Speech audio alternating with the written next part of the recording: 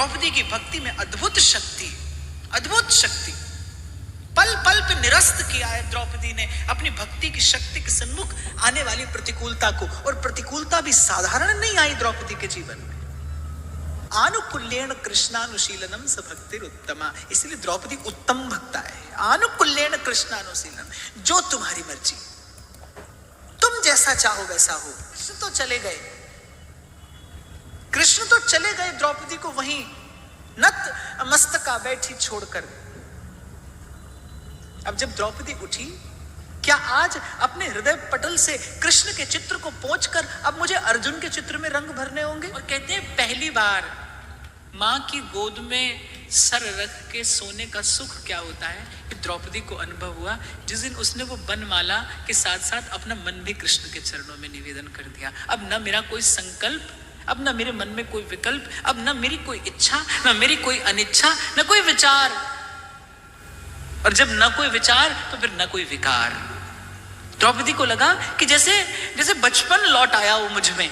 जैसे द्रौपदी को पहली बार शैशव का अनुभव हुआ कि कैसे एक बालक निर्भर निश्चिंत सोता है जब मां की गोद में अपना सर रख देता है। द्रौपदी ने बनमाला नहीं रखी, द्रौपदी ने मानो रख दिया अपना बाल सुलभ मन, अपना शीश उस जननी की गोद में, इसकी गोद में पाकर जीव सदा सदा के लिए सुखी हो जाता है, निश्चिंत निर्द्वंद हो जाता है। यहां से द्रौपदी की जीवन यात्रा आरंभ होती है।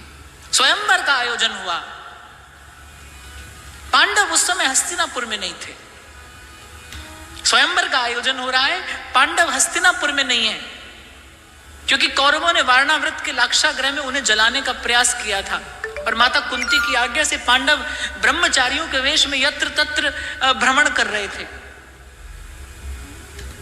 श्री कृष्ण की प्रेरणा से महर्षि व्यास ने आज्ञा दी पांचों पांडवों को कि जाओ, पांचाल नरेश महाराज द्रुपद ने अपनी दिव्य गुण संपन्न कन्या का स्वयंवर आयोजित किया है, तुमको उसमें भाग लेना है। पांडवों के मन में कोई इच्छा नहीं किसी राजकुमारी को जीतने की, पर महर्षि व्यासदेव की आज्ञा हुई कि आपको जाना है। कौरव, जयद्रथ और इस आर्यावर्त के बड़े बड़े श्रेष्ठ वीर राजा द्रौपदी को जीतने के लिए उत्सुक। कौन पुरुष होगा जो द्रौपदी के सौंदर्य को देखकर लुभा ना जाए जिसका मन। और द्रौपदी स्वयंवर में उपस्थित स्वयंवरा, उसके हाथ में बरमाला, वो जिसका चाहे उसका वर्ण कर दे। पर महाराजा द्रुपद ने बड़ी कठिन शर्त रखी, जो आर्यावर्त का सबसे श्रेष्ठ धनुर्धर होगा वही मेरी कन्या का पति होगा, वही मेरी कन्या को अपनी पत्नी बनाकर ले जाने का अधिकार पाएगा। एक एक करके सब धनुर्धारी हार गए। श्री कृष्ण बैठे बैठे मुस्कुराते रहे। अब तो द्रुपद के मस्तक पर चिंता के बल पड़ने लगे कि क्या इन वीर पुरुषों में कोई है भी, या मेरी कन्या अविवाहिता ही रह जाएगी।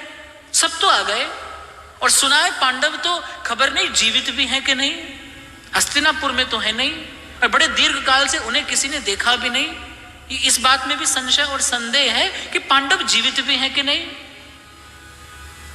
अगर उस समग्र स्वयंवर मंडप में अगर कोई एक व्यक्ति निश्चिंत था तो वो द्रौपदी थी।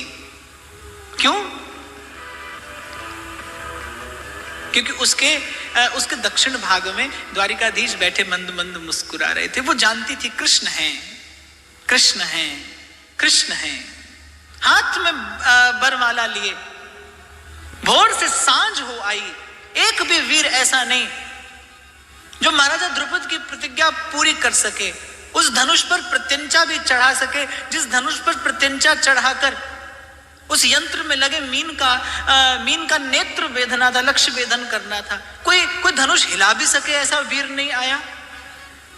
जब सारी सभा परास्त हो गई, निरस्त हो गया राजाओं का तेज, अंगराज कर्ण उठकर आए और ठिठोली करने लगे द्वारिकाधीश द्रौपदी से कि द्रौपदी, एक अर्जुन और एक अंगराज कर्ण ऐसे धनुर्धारी हैं जो लक्ष्य वेद सकते हैं।